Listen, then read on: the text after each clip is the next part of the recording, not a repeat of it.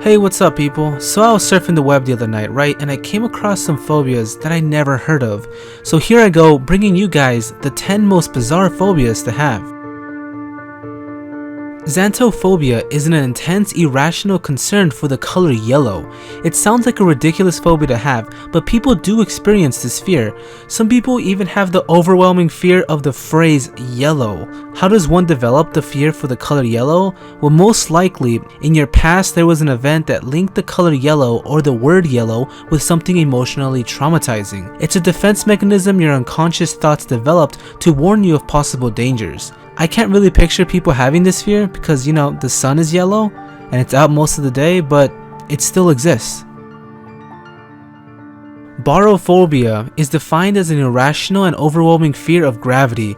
It could be the fear that gravity will become so great that you will be crushed, or gravity disappearing and you just floating away.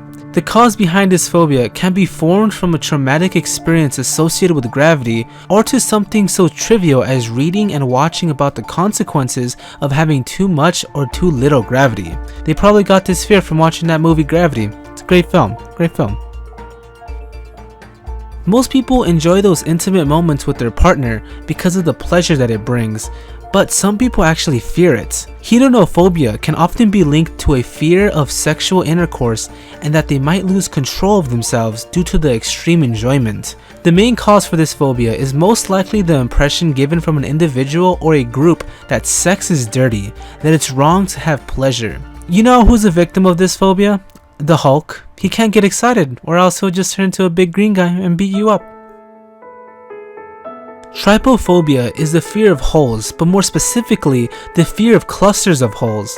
The sight of holes in various formations can cause intensely unpleasant reactions, from serious migraines and panic attacks to hot sweats and increased heart rate. Although it isn't documented as a true phobia yet, many people suffer from it. Researchers believe that we all have trypophobia tendencies, even if you are not aware of it, because it is our survival instinct. Clusters of holes in the wild are normally associated with poisonous animals, like the blue ring octopus, deathstalker scorpion, and the king cobra. And as humans, we've learned to avoid these dangers as a matter of survival. Since we have long lived in a world where we hardly encounter such creatures, these survival instincts slowly disappeared into a fear of losing your cell phones. Wait, oh, there's my phone. Just making sure. Componophobia is the fear of buttons and has a wide range of fears.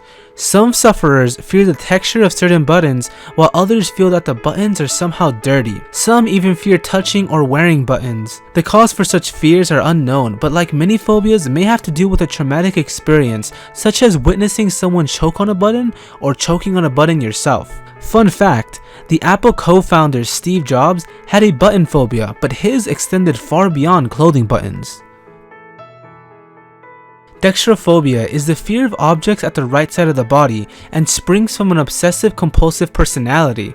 They can allow objects to exist on the left side, but not on the right side. This is a difficult fear to overcome because the root of this fear is obsessive-compulsive personality, and people who have this personality focus on their object of obsession. Anatidaephobia is the irrational fear of being watched by a duck or a goose. That's it.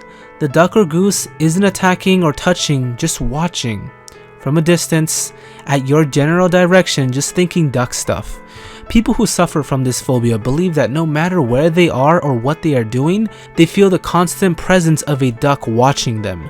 The cause behind this phobia may be related to a negative or traumatic incident related to ducks or geese, since these birds are known to be violent if you get too close. Annabellephobia is a fear of looking up, and like many phobias, it's possible that it's related to a traumatic event. A person with this fear may be responding to the vastness of what is above them, possibly feeling small and even insignificant.